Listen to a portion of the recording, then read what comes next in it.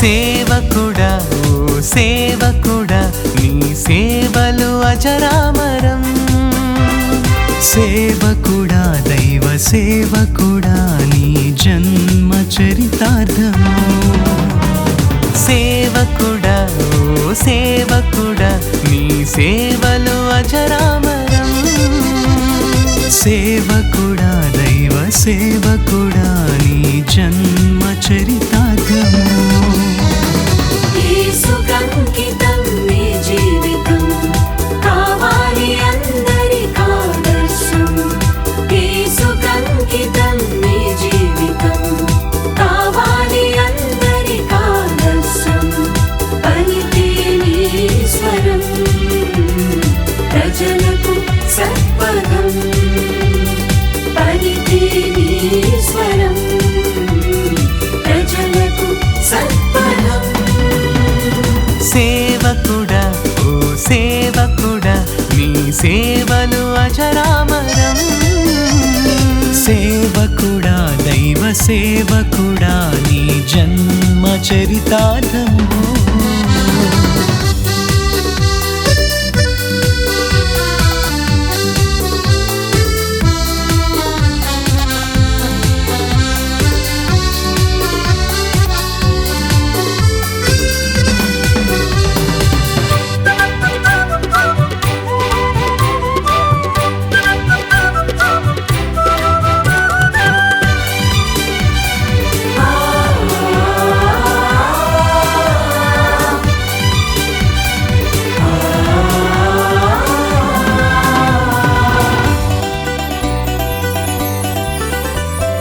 అరణ్య రోదనమైనా బ్రతుకులు పండించే నీ బోధలు. అద్భుత దేవుని కృపను ప్రజలకందించే నీ సేవలు. అరణ్య రోదనమైనా బ్రతుకులు పండించే నీ బోధలు. అద్భుత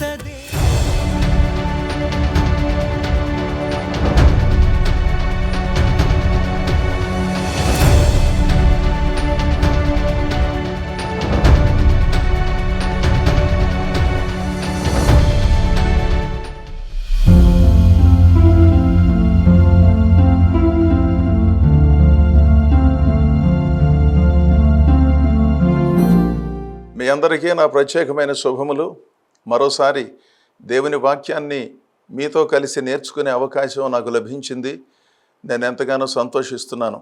ఇకపోతే ఇంతవరకు మీరు హైదరాబాదులో మా ఆధ్వర్యంలో నిర్వహింపబడుతున్న Maranatha theological seminary, Asia theological association వారి చేత గుర్తింపు పొందిన ఆధ్యాత్మిక విద్యా సంస్థ.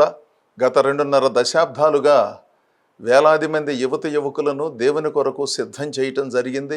వారిలో అనేకులు సంఘ నిర్మాతలుగా, సువార్థికులుగా, గాయకులుగా, ఉపదేశకులుగా ఉండి సేవలు అందిస్తున్నారు.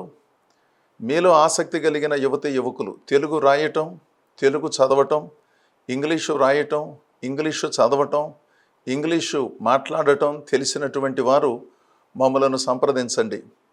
మారు మనస్సు, దేవుని కొరకైన అంకిత భావం ఎంత ప్రాముఖ్యమో శిక్షణ కూడా అంతే ప్రాముఖ్యం కదా. శిక్షణ లేకుండా ఏదో చెయ్యాలి, ఎవరికో సువార్త చెప్పాలి, ఎవరినో ప్రభు దగ్గరకు నడిపించాలని అనుకోవటం గొప్ప ఆలోచనే, కానీ అది అంత సరి అయినది కాదని నా అభిప్రాయం. దేవుడున్నాడు, దేవుడు సహాయం చేస్తాడు, పరిశుద్ధాత్ముడు ఉన్నాడు, ఇవన్నీ ఎంతో వాస్తవం, వాటిని కాదని నేను అనటం లేదు. అయితే మన వంతు ప్రయత్నం మనం చెయ్యాలి కదండి. మన ప్రయత్నం మనం చేయకుండా దేవుడు సంరక్షించేవాడు గనుక మన ఇష్టం వచ్చినట్లుగా వాహనాన్ని నడిపితే కుదురుతుందా? దేవుడు మనలను అద్భుతంగా కాచి కాపాడుతున్నాడని మన ఇంటి తలుపులు వేసుకోకుండా పడుకుంటే కుదురుతుందా? దేవుడు పోషించేవాడు కదా అని భోజనాలు వండుకోకుండా కూర్చుని ప్రార్థన చేస్తే దేవుడు భోజనం పెడతాడా? మన ప్రయత్నం మనం చేసినప్పుడు మిగిలిన దానిని దేవుడు చేస్తాడుగా.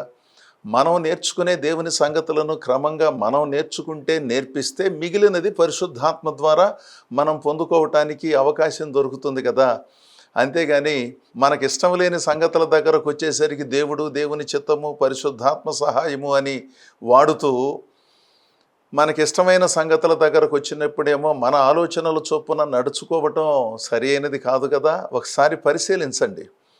ఆదివారాలు, శుక్రవారాలు, సభలు, సమావేశాలలో దైవదాసులు ఏ విధంగా దేవుని వాక్యాన్ని నేర్పిస్తున్నారో అదే వాక్యాన్ని రోజుకు 5 గంటల పాటు దైవదాసులు నేర్పిస్తారు. అంతేగాని అంతకంటే వేరే సంగతులు నేర్పించరు. శుభ్రతా సూత్రాలు, మర్యాద, పెద్దలను గౌరవించటం, దైవదాసులకు చేదోడు బాదోడుగా ఉండటం, సంఘములను స్థాపించటం, నిజాయితీగా సేవ చేయటం, సేవ లేని చోట సేవను ఆరంభించటం, ఇలాంటి విలువైన ఆధ్యాత్మిక నైతిక సూత్రాలను నేర్పించి పంపించే విద్యా సంస్థ మరణాత థియలాజికల్ సెమినరీ హైదరాబాదులో మేము నిర్వహిస్తున్నాము. అందులో నేను ప్రధాన ఉపాధ్యాయుడిగా ఉండి దేవుని లేఖనాలను బోధిస్తున్నాను. ఆసక్తి కలిగిన యువతి యువకులు దయతో ఈ సంగతిని పరిశీలించండి. మీరొచ్చి మా విద్యా కేంద్రాన్ని పరిశీలించవచ్చు. అక్కడ ఉన్నటువంటి వసతులు, సౌకర్యాలను పరిశీలించి విలువైన గ్రంథాలతో కూడిన గ్రంథాలయము, విశాలమైన తరగతి గదులు వీటిని ఏర్పాటు చేయటం జరిగింది. అందుకని దేవుని సంగతులను క్రమముగా నేర్చుకుని అంతే క్రమముగా బోధించి ప్రజల జీవితాలను ఆధ్యాత్మికంగా, నైతికంగా ఉద్ధరించాలని నేను ఎంతగానో కోరుకుంటున్నాను. దయతో ఈ సంగతులు పరిశీలించవలసినదిగా మనవి చేస్తున్నాను. ఈరోజు భక్తుడైనటువంటి పౌలు తిమోతికి ఉత్తరం రాస్తూ తిమోతిలో ఉన్న విశేషమైన విశ్వాసమును ఏ విధంగా ప్రజలకు తెలియజేశాడోననే సంగతిని మనం జ్ఞాపకం చేసుకుందాం. మనందరిలో విశ్వాసం ఉన్నది. విశ్వాసం కలిగి ఉండటానికి పెద్ద ఖర్చు లేదు కదా. విశ్వాసం అనేది కంటికి కనపడేది కాదు కదా. మనలో విశ్వాసము ఉన్నట్లయితే అది మనం చేసే పనుల ద్వారా బహిర్గతం అవుతుంది. ఇప్పుడు విశ్వాసం ఉన్నదని చెప్పుకుని దేవునికి విరుద్ధమైన కార్యకలాపాలు ఎవరు జరిగించినప్పటికీ వారిలో విశ్వాసము లేదనేది మనకు అర్థమవుతుంది కదా. దానికి పెద్దగా మనం తర్క వితర్కములతో శోధించి ఆ సంగతులను రాబట్టవలసిన అవసరం లేదుగా. నిజమైన విశ్వాసము కలిగి ఉన్నవారు ఎప్పుడూ కూడా దేవుని సేవించటంలోనూ, దేవుని సన్నిధికి రావటంలోనూ, కుటుంబములను నడిపించుకోవటంలోనూ, ఉద్యోగ వ్యాపార వ్యవహారములలో కాస్త నిజాయితీగా జీవించటంలో వాళ్ళకు బాగా తెలుసు కదా. ఎందుకంటే వాళ్ళు ఆత్మసాక్షి వెలుగులో జీవిస్తున్నారు. పైగా విశ్వాసము వాళ్ళల్లో ఉన్నందున చక్కగా పద్ధతిగా ఉంటున్నారు. వాళ్ళను చూసినప్పుడు వాళ్ళు చాలా క్రమశిక్షణ కలిగిన వాళ్ళండి, టాలాటూలీగా ఉండరండి.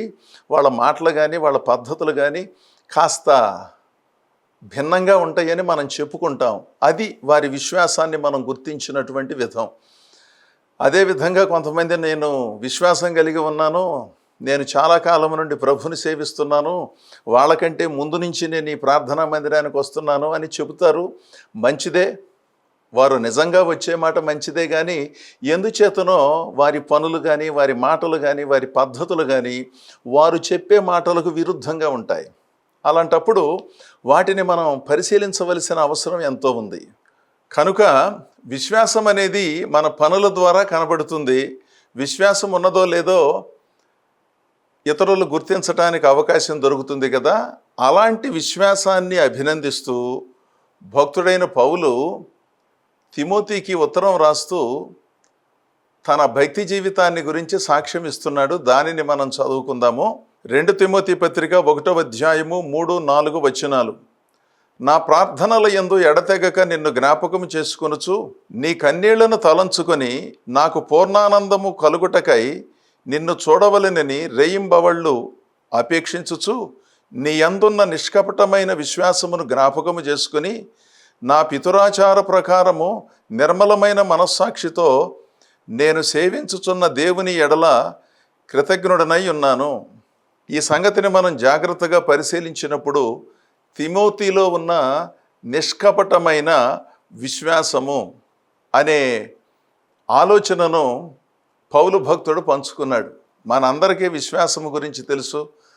నిర్మలమైన విశ్వాసమని, బలమైన విశ్వాసమని, పూర్ణమైన విశ్వాసమని, అల్ప విశ్వాసమని, అవిశ్వాసమని, ఇలా రకరకాలుగా ఆయా సందర్భాలలో మనం మాట్లాడుకుంటూ ఉంటాం. ఇక్కడ భక్తుడైన పౌలు తిమోతిలో ఉన్న విశ్వాసం నిష్కపటమైన విశ్వాసము అని అభినందిస్తున్నాడు. అంటే అందరిలో విశ్వాసం ఉన్నప్పటికీ ఆ విశ్వాసములో ఒక అద్భుతమైనటువంటి స్థాయిని సాధించాడు తిమోతి.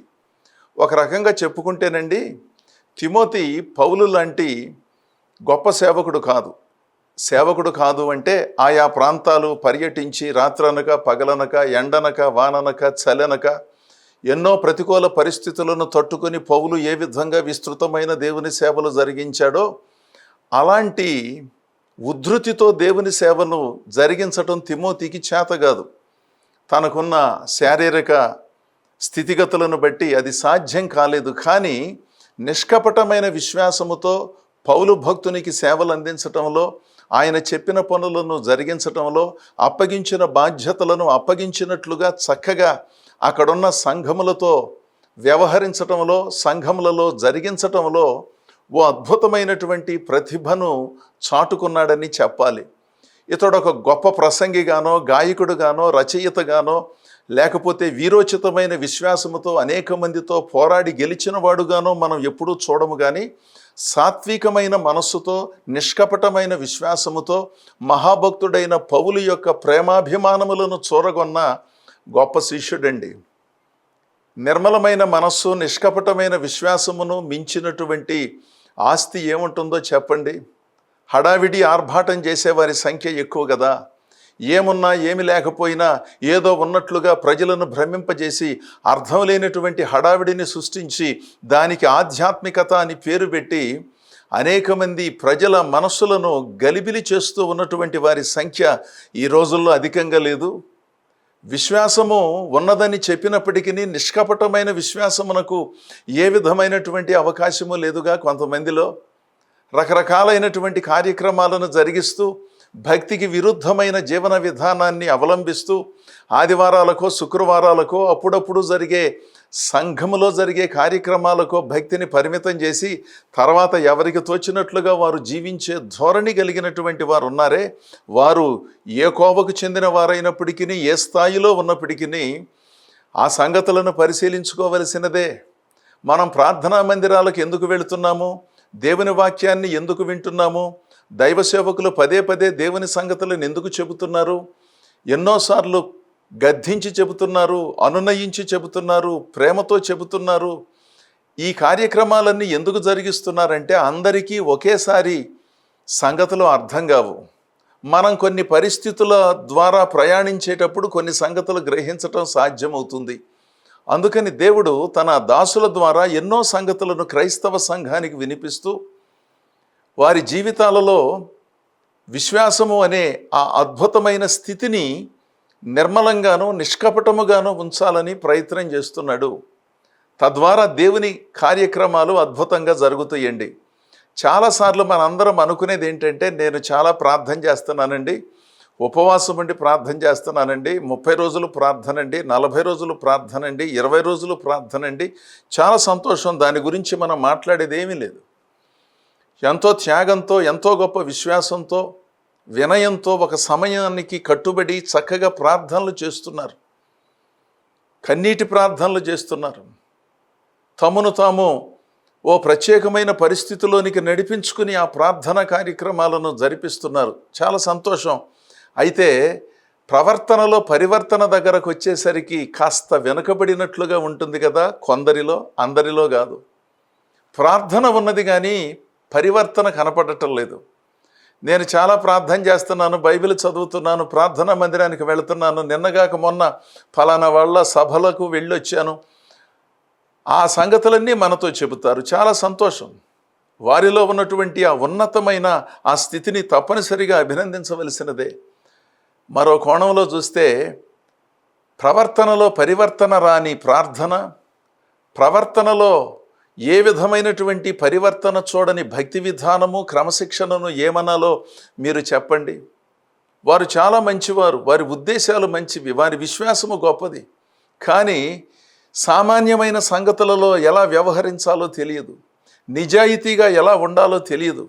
మన మాట అవునంటే అవును, కాదంటే కాదుగా ఉండాలని దేవుడు చెబుతున్నాడు కదా. ఆ పద్ధతిని ఒకరోజు కాకపోతే ఒకరోజైనా అనుసరించడం చేత కాదు. మనుషులు అన్నాక పొరపాట్లు చేస్తారు, తొందరపడి మాట్లాడతారు, అపార్థం చేసుకుంటారు, ఆవేశపడతారు. ఇలాంటి సంగతులు మీకైనా నాకైనా జరిగే అవకాశం ఉన్నది. వాటిని సరి చేసుకోవలసిన సందర్భాలు వచ్చినప్పుడు సరి చేసుకోకుండాను అదే పద్ధతిని అనుసరిస్తూ పైగా సమర్థించుకుంటూ రకరకాలైనటువంటి విచిత్రమైన పద్ధతులను అనుసరించేవారు నిష్కపటమైన విశ్వాసము కలిగి ఉన్నారని ఏ విధంగా మనం చెప్పగలం? విశ్వాసము కలిగి ఉన్నమాట నిజమే, కానీ నిష్కపటమైన కపటము లేని విశ్వాసము అంటే లోపలొకటి బయటొకటి. లోపల లేని దానిని ఉన్నట్లుగా చెప్పటం, కొన్నిసార్లు ఉన్నదానిని లేనట్లుగా సమయాన్ని బట్టి ఆ సందర్భాన్ని బట్టి వ్యవహరించటం. పౌలు భక్తుడు, తిమోతి నువ్వు గొప్ప సేవ చేశావు, గొప్ప మందిరాన్ని నిర్మించావు, అనేక మందిని ప్రభు దగ్గరకు నడిపించావు, నువ్వు ప్రార్థన చేస్తే చాలామందికి స్వస్థత వచ్చింది, నీ వలన చాలా సేవ జరుగుతోంది గ్రామాలలోనూ పట్టణాలలోనూ అని అభినందించలేదండి. అది కూడా గొప్ప అభినందనే, దానిని కాదని నేను అనటం లేదు. కానీ ఇక్కడ పౌలు భక్తుడు చెప్పిన మాట ఏమిటంటే, నీ కన్నీళ్లను తలంచుకొని నాకు పూర్ణానందము కలుగుటకై నిన్ను చూడవలనని రేయింబవళ్ళు అపేక్షించుచున్నాను. అంటే కన్నీళ్ళు అంటే ఊరికే రావు కదండి, కళ్ళల్లో నుంచి నీళ్లు బాధ కలిగినప్పుడు వస్తాయి, శరీరంలో బాధ కలిగినప్పుడు వస్తాయి, మనసుకు బాధ కలిగినప్పుడు వస్తాయి, కుటుంబంలో ఏదైనా చిక్కులు ఉన్నప్పుడు వస్తాయి, అందరి ముందు రాకపోయినా ఒంటరిగా ఉన్నప్పుడైనా వస్తాయి కదా. ఇక్కడ కన్నీళ్ళు అంటే దేవుని సేవ కొరకైన భారము వహించే ఓ దైవజనుడైన తిమోతి కన్నీళ్ళు, నీ కన్నీళ్లను తలంచుకొని నాకు సంపూర్ణానందము కలుగుటకై నిన్ను చూడవలెనని ఆశపడుతున్నాను. అంటే నీలో ఉన్న భక్తి విధానము, నిర్మలమైన మనస్సు మమ్మల్ని ఎంతగానో ఆకర్షిస్తోందయ్యా, నిన్ను చూడాలని నేను ఎంతగానో ఆశపడుతున్నాను. ఆ తర్వాత చెప్పినటువంటి మాట, నీ యందున్న నిష్కపటమైన విశ్వాసమును జ్ఞాపకము చేసుకుని నాకు చాలా సంతోషం కలుగుతోంది. పౌలు భక్తుడు తిమోతిలో ఉన్న నిష్కపటమైన విశ్వాసమును జ్ఞాపకం చేసుకుని ఆయనకు చాలా సంతోషం కలుగుతుంది, దేవుని సన్నిధిలో కృతజ్ఞతాస్తుతులు చెల్లిస్తున్నాడు. అంటే ఒక మనిషి నిజాయితీతో భక్తి చేసే విధానం ఎంత విలువైనదో చూడండి. నేను ఇంతకుముందు చెప్పాను, తిమోతి ఏదో గొప్ప పనులు చేశాడని కాదు, గొప్ప పనులు నిస్సందేహంగా అతడు జరిగించాడు. కానీ పౌలు వలె అంత గొప్ప సేవలు ఖండాంతరాలుగా జరిగించకపోయినప్పటికీ పౌలు భక్తుడు అప్పగించిన సేవలను, అప్పగించిన బాధ్యతలను అద్భుతంగా నిర్వహించినటువంటి ఘనపాటి దాంట్లో తిరుగులేదు. నమ్మకమైన వాడు, దేవుని సన్నిధిలో మనస్సాక్షి వెలుగులో జీవించినటువంటి ఘనత తిమోతికి ఉన్నది. మనుషుల వెలుగులో చాలామంది బ్రతకటం నేర్చుకున్నారు, ఎందుకంటే వాళ్ళు వీళ్ళు చూస్తున్నారు వింటున్నారు కనుక మనం శుభ్రంగా ఉండాలి, పద్ధతిగా ఉండాలి, లేకపోతే మనలను వాళ్ళు అది ఇది అంటారనే భయంతో మనుషుల ముందు చాలా పవిత్రంగా పద్ధతిగా సంస్కారంగా ఉండటం చాలామందికి తెలుసు. కానీ మనస్సాక్షి వెలుగులో పద్ధతిగా పవిత్రంగా ఉండటం చాలామందికి తెలియదు. ఆ విషయం క్రైస్తవ సంఘములో ఉన్న ప్రతి ఒక్కరూ నిజాయితీగా ఆలోచించుకోవాలి. మనతో మనం నిజాయితీగా ఉంటేనండి ప్రజలతో కూడా నిజాయితీగా ఉంటాం. మనలను మనం మోసం చేసుకుంటూ బ్రతుకుతున్నాం అనుకోండి, ప్రజలను ఏ విధంగానూ ఉద్ధరించడం చేత కాదు. లోపలొకటి బయటొకటి విచిత్రమైన జీవన విధానంతో, వెర్రి విధానాలతో దేవుని సేవలను జరిగించడానికి అవకాశం లేదు. చేస్తే సరిగ్గా చేయాలి, లేకపోతే మౌనముగా ఉండి విశ్వాసిగా జీవించాలి. అంతేగాని అనవసరమైనటువంటి హడావిడిని, ఆర్భాటాన్ని సృష్టించి ఉద్రేకముతో ఆధ్యాత్మిక కార్యక్రమాలను నిర్వహించి ఉజ్జీవానికి తావు లేకుండా, పునరుజ్జీవానికి తావు లేకుండా, పునరంకితమైన జీవితం లేకుండాను అర్థం లేనటువంటి కార్యక్రమాలను నిర్వహించి అదో రకమైనటువంటి గుర్తింపు కొరకైన ప్రాకులాట వలన ఏ విధమైన ప్రయోజనమూ లేదు. నీలో ఉన్న నిష్కపటమైన విశ్వాసము నన్ను ఆకర్షిస్తోందయ్యా. నీలో ఉన్న నిబ్బరమైన మనస్సు, మెత్తని మనస్సు, ఎప్పుడూ కన్నీటితో దేవుని సన్నిధిలో ప్రార్థించి భారం వహించే నిన్ను చూడాలని నాకు ఆశగా ఉంది. నువ్వేదో గొప్ప సేవ చేస్తున్నావంట, అనేక మందిని దేవుని సన్నిధికి నడిపిస్తున్నావంట, పెద్ద పెద్ద మందిరాలు నిర్మించావంట. మరి నిన్ను చూడాలని నాకు ఆశగా ఉంది. నువ్వు నా శిష్యుడవు కదా, నేను వచ్చి నీ దగ్గర ఒక ప్రసంగం చేస్తాను, నీ సమావేశంలో మాట్లాడాలని నాకుంది, ఎందుకంటే దేవుడు నిన్ను దీవించాడు. ఈ విధమైనటువంటి పద్ధతిలో పౌలు భక్తుడు తిమోతిని దర్శించాలని కోరుకోవట్లేదు. అది తప్పని కూడా నేను అనట్లేదు, అది వేరే సంగతి. నీలో ఉన్న నిష్కపటమైన విశ్వాసము, నీ కన్నీటి ప్రార్థన జీవితమే నన్ను ఆకర్షించింది అబ్బా. అందుకని నిన్ను చూడాలని నేను ఎంతగానో ఆశపడుతున్నాను. నీ తల్లిదండ్రుల దగ్గర నుంచి నీవు పొందుకున్న విశ్వాస వారసత్వము ఎంత గొప్పదో కదా. ఇంత గొప్ప జీవితాన్ని జీవించే నీవు నన్ను ఆకర్షిస్తున్నావు. దేవుని ప్రజలారా, దేవుడు చూచేది కూడా ఇదేనండి. మన అంతరంగాన్ని పరిశీలన చేస్తాడు. అంతేగాని మనం భౌతికంగా ఎంత సుందరంగా ఉన్నాం, ఎంత గొప్పగా ఉన్నాం, ఎంత ప్రతిభ కలిగి ఉన్నామనేది పెద్ద లెక్క కాదు. అది మనం జీవించటానికి ఉపయోగపడే మాట నిజమే, కానీ పరలోకాన్ని ప్రభావితం చేసే అంశాలు ఇవి కాదండి. మన భౌతిక రూపాలు పరలోకాన్ని ప్రభావితం చేయవండి. మనలో ఉన్న నిష్కపటమైన విశ్వాసము, అంటే లోపల ఏమున్నదో, నీ ఆలోచనలలో నా ఆలోచనలలో ఏమున్నదో అదే బహిర్గతమై మన జీవన విధానముగా మారినప్పుడు పరలోకం అలాంటి వాళ్ళను గుర్తించి వీళ్ళు నిజాయితీగా మారు మనసు పొందారబ్బా, లోపల ఒకటి బయట ఒకటిగా వీళ్ళు జీవించటం లేదు, వీళ్ళ విశ్వాసము నిష్కపటమైనది. కపటము లేనటువంటి మనుషులు, వారు చెప్పే మాటలు కానీ చేసే సంగతులు కానీ అవన్నీ కూడా చాలా చక్కగా ఉన్నాయి. కొద్ది మందిలో సేవ చేసిన, ఎక్కువ మందిలో సేవ చేసిన, బహిరంగముగా సేవ చేసిన, మందిరములో సేవలు జరిగించిన, ఒంటరిగా ఉన్న, 10 మందిలో ఉన్న నిష్కపటమైన విశ్వాసముతో నిజాయితీగా జీవిస్తున్నారు అని అలాంటి వాళ్లను పరలోకం గుర్తిస్తుందండి. దేవుని ప్రజలారా, దైవ సంబంధితమైన కార్యక్రమాలలో ఎంత ఒత్తిడిగా ఉన్నామనేది పెద్ద లెక్క కాదు. కొంతమంది ఒత్తిడిగా ఉండాలని అనుకుంటున్నారు. ఒత్తిడిగా ఉండే పరిస్థితులు కొన్ని ఉన్నమాట నిజమే, కానీ ఒత్తిడిగా లేకపోతే, ప్రయాణాలు లేకపోతే, ఆ ఊరు ఈ ఊరు వెళ్ళకపోతే కొంతమందికి తొయ్యదు. వెళ్ళి ఏం చేస్తారు ఏంటనేది తర్వాత సంగతి. వీరు వెళ్ళటం ద్వారా ఎంతమందికి ఆధ్యాత్మిక ప్రయోజనం కలుగుతోందనేది తర్వాత సంగతి. మొత్తానికి ఇంటి పట్టున ఉండకుండా ఏదో ఒక పేరుతో, ఒత్తిడి పేరుతో ఆ ఊరు ఈ ఊరు వెళ్ళి దేవుని సంగతులను చెప్పాలని అనుకునే వాళ్ళు ఎక్కువ మంది. వాళ్ళల్లో ప్రయోజకులు ఉన్నారు, అప్రయోజకులు కూడా ఉన్నారు. ఏ మాటకు ఆ మాట. నిజమైన భారంతో, దేవుడిచ్చిన దర్శనంతో క్షణం తీరిక లేకుండా ఆయా ప్రాంతాలు తిరిగి దేవుని సేవలను అందించి ప్రజలను ఉద్ధరించి వాళ్ళల్లో ఉన్న విశ్వాసమును ద్విగుణీకృతం చేసే బోధలు, నమ్మకమైనటువంటి సేవలను జరిగించేవారు ఉన్నారు. వారిని మనం అభినందించాలి. వాళ్ళను మినహాయించి మనం మాట్లాడుకుంటే తగుదనమ్మా అంట బయలుదేరతారు, పిలిచిన పేరంటానికి, పిలువని పేరంటానికి.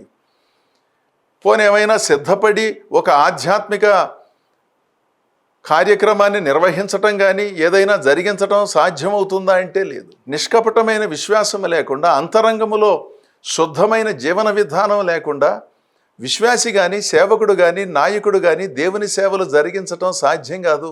అనవసరమైన ఆర్భాటాన్ని సృష్టించటం తేలికవుతుందేమో కానీ ప్రజలను ప్రభు దగ్గరకు నడిపించటం, వాళ్ళల్లో విశ్వాస సంబంధమైన సంగతులను చక్కగా బోధించి అన్ని పరిస్థితుల మధ్యలో అద్భుతమైన విశ్వాస జీవితాన్ని జీవించే విధముగా సిద్ధం చేయటం అందరికీ చేతగాదుగా. దేవుని ప్రజలారా, భక్తుడైన పౌలు తిమోతిని ఈ విషయంలోనే అభినందిస్తున్నాడు. 1 కొరింథీ పత్రిక 4వ అధ్యాయము 17వ వచనములో పౌలు భక్తుడు మాట్లాడుతున్నాడు. ఇందు నిమిత్తము ప్రభువునందు నాకు ప్రియుడును నమ్మకమైన నా కుమారుడు నగు తిమోతిని మీ యొద్దకు పంపియున్నాను. అతడు క్రీస్తునందు నేను నడుచుకుని విధమును, అనగా ప్రతి స్థలములోను ప్రతి సంఘములోను నేను బోధించు విధమును మీకు జ్ఞాపకము చేయును. అంటే కుమారుడి వలె తిమోతిని స్వీకరించి, తిమోతినేమో పౌలును తండ్రి వలె స్వీకరించి, పౌలు చెప్పే బోధలు కానీ, ఆయన నడుచుకునే విధానం కానీ, ఆయన క్రమశిక్షణను కానీ పౌలు ప్రతినిధిగా ఉండి చక్కగా బోధిస్తున్నాడు అన్నమాట. అది గురువును వెంబడించటం అంటే. శిష్యులు చేయవలసింది అది. గురువులు శిష్యులకు బాధ్యతను అప్పగించినప్పుడు ఆ గురువు గారి భారమును, దర్శనమును ప్రజలకు తెలియచేయాలే తప్ప, గురువుగారు లేనప్పుడు, వారు విదేశాలకు వెళ్ళినప్పుడు, వేరే పని మీద ఎక్కడికైనా దూరంగా వెళ్ళినప్పుడు సంఘ బాధ్యతలు ఎవరికైనా అప్పగిస్తే వాళ్ళను అదో రకంగా వాళ్ళ వైపుకు తిప్పుకుని ఒక సంఘాన్ని 2 సంఘాలు చేయటం కాదు. కొంతమంది ఇదే చేస్తున్నారు. కొంతమంది జీవితంలో సంఘములు విస్తరించడం అంటే ఒక సంఘాన్ని 2 సంఘాలు చేయటం, 2 సంఘాలను 4 సంఘాలు చేయటం. ఇతడేదో నమ్మకస్తుడండి, చిన్నప్పటి నుంచి నా దగ్గరే ఉన్నాడు, సండే స్కూల్లో చదువుకున్నాడు, తర్వాత బైబిల్ స్కూలు విద్యకు నేను పంపించాను, ప్రోత్సహించాను, ఎంతో నమ్మకస్తుడండి, అని బాధ్యతలు అప్పగిస్తే, నేను పలానా ఊరు వెళ్తున్నాను, పలానా దేశం వెళ్తాను, కొన్ని నెలల తర్వాత తిరిగి వస్తాను, సంఘంలో జరిగే కార్యక్రమాలు చూడు నాయనా అని చెప్పి వెళితే, వాళ్ళు వచ్చేలోపు ఒక సంఘాన్ని 2 సంఘాలు 3 సంఘాలు చేసే ప్రబుద్ధులు ఉన్నారు. ఇక్కడ తిమోతిని గురించి మాట్లాడుతూ పౌలు భక్తుడు అంటున్నాడు, నేను ఎలా బోధిస్తానో, నేను ఎలా మీకు సూచనలు చెబుతానో అలాంటి సూచనలను నా పక్షంగా మీకు చెప్పగలిగిన సమర్థుడండి తిమోతి. అతడు నా కుమారుడు లాంటి వాడు అని తన దర్శనాన్ని తిమోతిలోనికి పంపించి తన ప్రతినిధిగా వినియోగించుకున్న విధము చూడండి. ఎందుకంటే తిమోతిలో నిష్కపటమైన విశ్వాసం ఉన్నది. కపటము కలిగిన వ్యక్తులకు బాధ్యతలను అప్పగించరాదు. గుర్తుపెట్టుకోండి, మీ సంఘాలలో కానీ మీ కుటుంబాలలో కానీ లోపలొకటి బయటొకటి వ్యవహారం చేసి ఒకే సంగతిని పదే పదే చెప్పించుకునే వారికి బాధ్యతలను దయచేసి అప్పగించమాకండి. తద్వారా మీ కుటుంబానికి చిక్కులు తీసుకొస్తారు, మీ సంఘాలలో చిక్కులు తీసుకొస్తారు. అలాంటి వేషధారులకు సంఘములో బాధ్యతలను అప్పగించి మీరు ఆ ఊరు ఈ ఊరు, ఆ దేశం ఈ దేశం వెళ్ళమాకండి. ఎందుకంటే దేవుని సంఘమును ఆధ్యాత్మికంగా పోషించటానికి చాలా నిబద్ధత అవసరం. ఎవరు పడితే వాళ్ళు పోషించలేరు. దేవుని వాక్యం ఆదివారం చెప్పటమే సంఘాన్ని నడిపించటం కాదండి. ఆయా కార్యక్రమాలను నడిపించటం, ఒక అరగంట గంట సేపు వాక్యం చెప్పటమే గొప్ప సేవ చేయటం కాదండి. ప్రజల జీవితాలను అద్భుతంగా ప్రభావితం చేయాలి. వారి జీవన విధానము కానీ వారి మాట కానీ అవునంటే అవును, కాదంటే కాదుగానే ఉండాలి. అప్పగించినటువంటి నాయకుని మనస్సును గుర్తించి ఆ భారాన్ని, ఆ దర్శనాన్ని కొనసాగించేవారుగా ఉండాలి. కానీ వారు వెళ్ళిన తర్వాత మధ్యలో వారి ఆలోచనలను చెప్పుకునే పద్ధతిని జరిగించడానికి వీల్లేదు. అందుకని మీ సంఘాలలో నిష్కపటమైన వారికి మాత్రమే బాధ్యతలను అప్పగించండి. వాళ్లే మీ శిష్యులుగా ఉండాలి, వాళ్లే మీ దర్శనాన్ని కొనసాగించాలి. వాళ్లకు బాధ్యతలను అప్పగించే మీరు ఏ ఊరైనా వెళ్ళాలి. నిన్ను చూడాలని నాకు చాలా ఆసక్తిగా ఉన్నదయ్యా తిమోతి. నీ కన్నీటి ప్రార్థనా జీవితము, నీలో ఉన్న నిష్కపటమైన విశ్వాసము నన్ను ఎంతగానో ఆకర్షించిందయ్యా. పరలోకము చేత గుర్తింపబడే విలువైన గుణలక్షణాలు కలిగినటువంటి నిన్ను చూడాలని, అభినందించాలని నేను ఎంతగానో ఆశపడుతున్నానని చెప్పాడు. అందుకని దేవుని ప్రజలారా, మన విశ్వాసము నిష్కపటమైనదిగా, నిర్మలమైనదిగా, దేవుని చేత గుర్తింపబడేదిగా ఉన్నప్పుడు మన కుటుంబాలు, మన సంఘాలు అద్భుతంగా కొనసాగుతాయి. దేవుడు మనలను అన్ని విధములుగా దీవించి మహోన్నతంగా నడిపిస్తాడు. ఇప్పటికే ఆ పద్ధతులు అనుసరిస్తూ ఉన్న మీలో అనేకులను అభినందిస్తూ, మిగిలిన వారిని ప్రోత్సహిస్తూ ఈ నా మాటలు ముగిస్తున్నాను. దేవుడు మిమ్మల్ని అందరినీ దీవించునుగాక. ఆమేన్.